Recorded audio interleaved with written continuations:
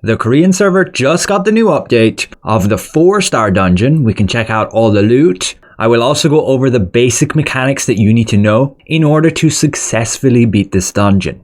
But I also want to confirm all of the new weapon skill changes. This comes as a result of the new directional attack system, which you can now see an indicator of which way your target's actually facing. You get some extra bonuses here, and again, literally all the different weapons got some skill updates. Some of those changes weren't exactly clear when they were lost in translation from the Korean patch notes, which we went over earlier. So we can double check in game exactly how the change to Blood Devo is, and it's actually a lot bigger of a nerf than we expected. And the way Blood Leech Aura is now going to significantly counter healer over times. But let's start things off with the new 4-star dungeon. I'm doing this here barely on 5,000 combat power because here on the Korean server, they've actually given us a full set of level 12 weapons, armor, and accessories, all max traded on top of that. But I did pre-stack some hit points and we're at 27,000. I would recommend at least 20,000 for this new dungeon, if not 25,000 if you're completely new and are not going to be able to actually block Q blocks. Now this first mini boss, super annoying, like knocks you off the platform again and again, but nothing really special to him.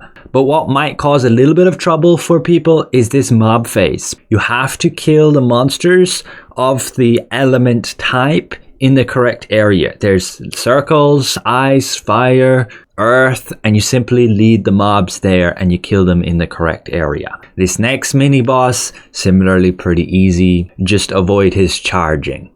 Then you're in a room with an absolute ton of like hellhounds and zombies, and you simply gotta kill them all. And you unlock the boss room. Get your group together, you don't need anything fancy within the way of like pins and really positioning. You beat up the boss, she then phases, and just as the boss is about to disappear, you might see this, a green orb and a green circle. You want one person to go there, and then the orb is going to hop again to another green circle, and you need another person standing there, and you end up with a laser in between. This will allow you to avoid a bunch of damage. In this example, if we don't get the laser line because we failed to do it, we all take a whole load of damage and you could die if you were squishy. So again, going back, just as she does this phase and you get the little green circle, one person goes there, not two, has to be just one, and then another person on the other one. And then you get the laser beam, stand opposite sides of the boss, stay in your designated sections, one person's yellow, one person's purple, and you basically debuff the boss so that she doesn't deal so much damage with this attack then at the end. And that's one phase. However, the trickiest mechanic that the boss is going to do after she does her wrath attack, she's going to click her fingers with her purple hand and shoot out these bright purple orbs. You can see them there. If you get hit by them, you get stuck in this Wraith's grip. You take a ton of damage over time and you could very well die, unless people break you out. But then you will have that exact same mechanic, but combined with this new phase. The furthest player gets this purple circle. You want one other person to join you in most cases and everybody else to be near the boss. Everybody else, after these spinning things, you can just avoid them if you're petrified, you don't take damage. You have to go next to people, like on top of them with this circle. And now you can see those people will follow me. And you can see she does the bright purple orbs again. So you need to not get trapped before this fury attack, or you end up dead. You can see what that's like here from the other side. We got those spinny things. I didn't have the circle. And then you get controlled. You get charmed. You start moving towards the boss. It's a bit laggy for me. Your person needs to come to you to make them follow you, but it wasn't quick enough. And I got hit by one of the orbs. And we die here because the fury attack kills you. So again, to highlight that phase, one person will get this purple circle on them, just like this here. It's me. They then get petrified, can't do anything. You don't take any damage during this phase. And as soon as you're not petrified, you need to free everybody. You go, you walk over all of them. We even got an achievement for that. And now they all follow you. And you need to keep moving around the boss so that these purple orbs don't hit them. If you manage to do that, this boss is super easy. And that's it. all the mechanics you need to know. We then will have a look at the loot. The chest requires 900 of our Contract 2 tokens. On Korea, we can open the chest twice. We probably won't have that on Global. But we can have a look at the loot table and the drop rates for these items. And it indeed has all like the Burkint and Crimson weapons, Grey Eye weapons, but they have a very miserable drop rate. Most of the time, you will get this selection chest. I obtain that twice here, and it simply obtains these tier 2 items with all the cloaks, and then a whole load of tier 1 purple pieces. Alternatively, you might get one of these accessories. There are some okay ones here, but at a pretty generous 7.5% chance, you will get one of the new earrings. That means 15% chance total to get a new earring. So about 1 in 6 runs you will get one. We can see the stats on them. The earrings of the Forlorn Elegance, very good for PvE, along with this one, also very good for PvE. My Invocator will probably take this one. Those aren't the only earrings being added. We can see the others here. This one's from Nebula, this from Giant Cordy, this from Della's Noah, and there should be one more from Nebula, but it's not listed here. In the Korean patch notes, they are all listed here. Just be aware, Fighting Spirit is Strength, Skill is Dexterity, Insight is Perception, and Indomitable is Fortitude. So you can see all the extra front evasion, front damage reduction, front heavy attack evasion, and front endurance, with then some side heavy attack evasion, side damage reduction. In terms of what traits we can expect from these earrings, we can see it's like front hit, crit and heavy, side hit, crit and heavy, with the other set of earrings giving back hit, crit and heavy, with side hit, crit and heavy. In terms of the resonance, we're just looking at max health, mana, CC chance, and that's it. The other earrings, same story. You will be able to slot new runes into them, and these are the synergies, giving hit points and fortitude, hit points and hit chance, damage reduction and fortitude, damage reduction and hit chance, critical hit and fortitude, critical hit and hit chance. As for the other drops, it's getting these Reaper Souls so you can craft your food, mana blood, the new ammo toy, loyalty coins of which you get 4, contract tokens, and weapon mastery seals. So that's it. Now let's have a look at the weapon skill changes. So again, they're adding the directional attacks and you simply get a flat boost, 3% hit, 3% crit, and 3% shield block pen when you're attacking from behind. You then also gain a 3% shield block chance for front attacks if you're a sword and shield user. Now, in order to see which direction your target's facing, they have new display indicators. So when you target somebody, you can exactly see this fiery arc, and that shows which direction they're facing. I assume anywhere that you attack that's not in line of that arc is considered like side, and then back probably has like a 30-40 degree arc. I don't know exactly, but we can probably test later. But then looking at sword and shield, Strategic Rush has this new specialization to reduce shield block chance. Chain Hook on its controlling rake can now give you a little bit of a boost to the damage reduction when you hit enemies from behind. Shield Throw has a new specialization to reduce your target's endurance. It will not stack with Whirling Shield. Stalwart Bastion will simply give a further boost of damage reduction for frontal attacks, boosted further if you go with Stalwart Ego. Annihilating Slash has an update to this specialization, so when you get side and back attacks, the movement speed is now 80% reduction, and Gerard's Patience can give you another 30 CC resistance. We then look at the Greatsword skill changes. Da Vinci's Courage with the damage reduction specialization simply gives you an extra 10 to frontal attacks. Ascending Slash had an update, so you have to land heavy or back attacks, and then you can increase the prone duration by 1 second. This will not stack with the effect duration increase here. Stunning Blow similarly changed, so you have to land heavy attacks that are side or back attacks to increase the stun or shock duration. And then Blood Devotion, a pretty big one here. First of all though, it's just a 20 extra damage reduction bonus, not like 20% as per the translation. On top of that, the target cannot receive Blood Devotion from another caster for 45 seconds. You get a debuff now, which causes you to not be able to be affected by blood devo again from anybody for a full 45 seconds. And you gain that 45-second debuff after blood devotion expires on you. But yes, they basically made it even one person who has blood devo and has a ton of cooldown can still no longer affect their party members for a full 45 seconds while your allies have the debuff from this. So you'll have to keep an eye out on that and not cast blood devo again until they no longer have that debuff. Will Breaker, simple animation fix. Precision dash, a little adjustment to the dash distance of the second cast. And Cold Warrior, when you land Greatsword back attacks, you have a 7% chance to apply shock for 2 seconds to your target.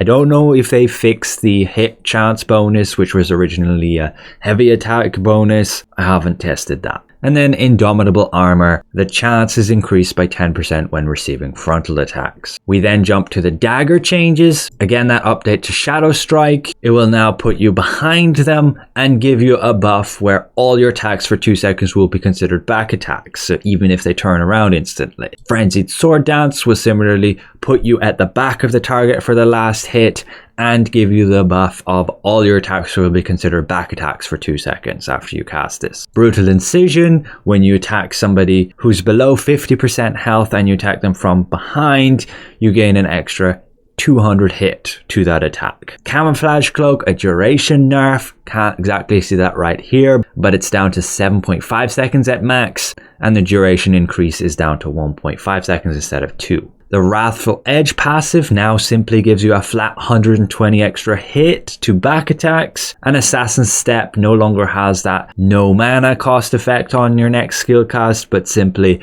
consider your next skill cast as a back attack. Umbral Spirit then, actually being fixed, and it's a pretty big one. The extra damage is now properly affected by the target's evasion and endurance. That goes along with Thunder Spirit. So no longer will those extra lightning chains completely ignore your defense stats. And this is probably one of the big things that made Spear significantly overpowered. Then your Phantom Smokescreen, a new specialization here, so every attack within the caster's range is considered a back attack. And then all your hit chance is increased by 300. This is while you're just within the smokescreen. Then we look at the staff skill changes. Chain Lightning now has the effect of an extra 150 hit chance when landing side and back attacks. Fireball Barrage, simply a 10% extra damage boost when attacking from the side or the back. Ice Spear can now ignore shield block chance. This similarly goes with Ice Spear Bombardment and also the Mastery Detonator Bombardment.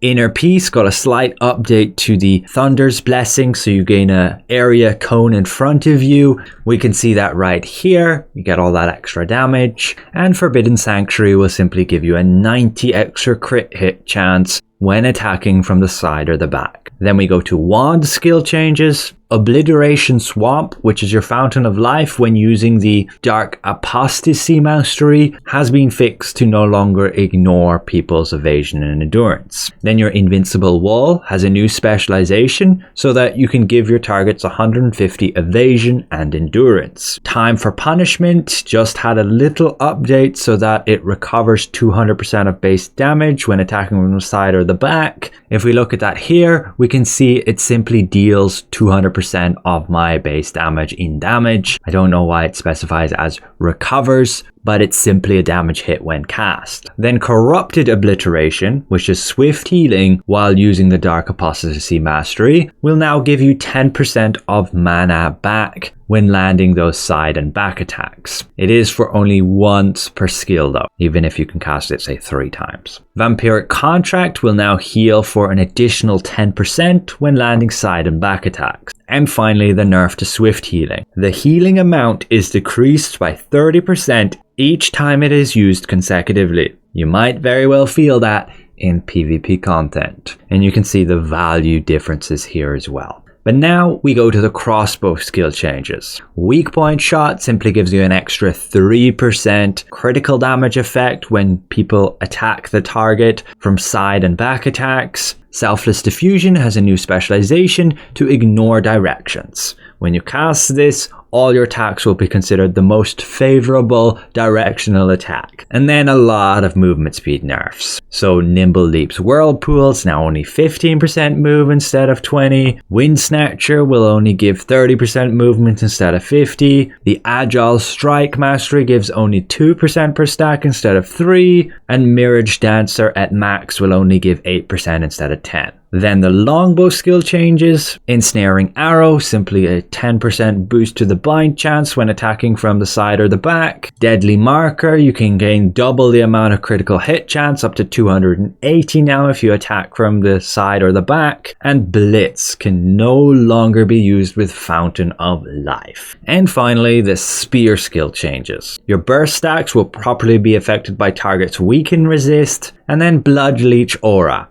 It will now, upon every successful hit, remove one stack of the most recent healing effect applied by a player's skill. This is going to be heal over times, primarily Healing Touch and your Flash Wave. Both have already been tested, and yes, Blood Leech Aura will simply strip away all of those hots. This is a pretty big counter to those heal over times.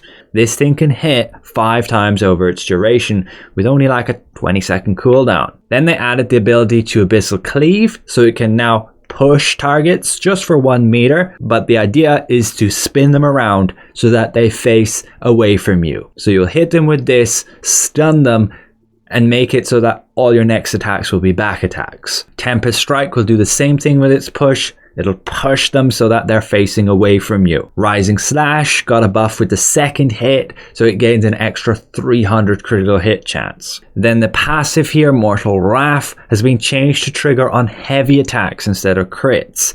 But it can now trigger anytime as long as it's side and back attacks, even if the target's like above 30% health. It still has the 30% health thing, but the benefit then is it doesn't matter what direction you're hitting them at. Gale Rush finally got fixed to properly work when you're using it on an ally to say cleanse a CC effect. Before, it was simply targeting whatever the other person had targeted. And then Malice Surge got an extra bit of heavy attack of 140 for 6 seconds. It still requires the 5% chance to trigger though when getting hit. So that's it. Across the board, some pretty significant changes here on all the weapons, but out of all of them, Dagger seems to have gotten the most buffs. Now having the ability to grant a lot of extra hit chance, along with guaranteeing back attacks with Shadow Strike, Frenzied. But yes, a bit of a nerf to Camouflage Cloak. Greatsword hit pretty hard with the Blood Devotion nerf. And then a bunch of its CC duration increasing effects now have the condition of requiring like side and back attacks. Not much for Staff. Bit of a damage boost when attacking from say the back, which honestly in PvP won't really matter much, but it's a little bit of a buff to PvE. Wand, just a pretty much big healing nerf to Swift Heal, but yes, you can give a little bit more of evasion endurance to your targets with Invincible Wall. And Crossbow, some pretty heavy nerfs with regards to like movement speed, but it did get a decent buff with Selfless, not needing to worry about say directional attacks whatsoever. Longbow, more of a nerf there. Blitz no longer being able to use Fountain on healers, but Deadly Marker did get a little bit of a crit buff. And Spear probably got the most things going for it here, with Blood Leech Aura stripping away heal over times. I think this is going to be the most game-changing one of them all. And then yes, some CC effects to be able to make it so that you can land those back attacks very easily, and a bit of a damage boost with Mortal Wrath actually being able to trigger when the target's above 30%. And overall, I think the main game-changing things is yes, the big Blood Devo nerf, not being able to be affected by it for another 45 seconds after it drops off, and then Spears being able to strip away heal over times. Again, I hope it helps with regards to my tips in the 4-star dungeon. It will be interesting to see what's up with those earrings, and they've also updated those attributes so you actually gain a boost when you get them to 80 now. Pretty big update, pretty significant too. So thanks all for watching, and we'll see you guys around.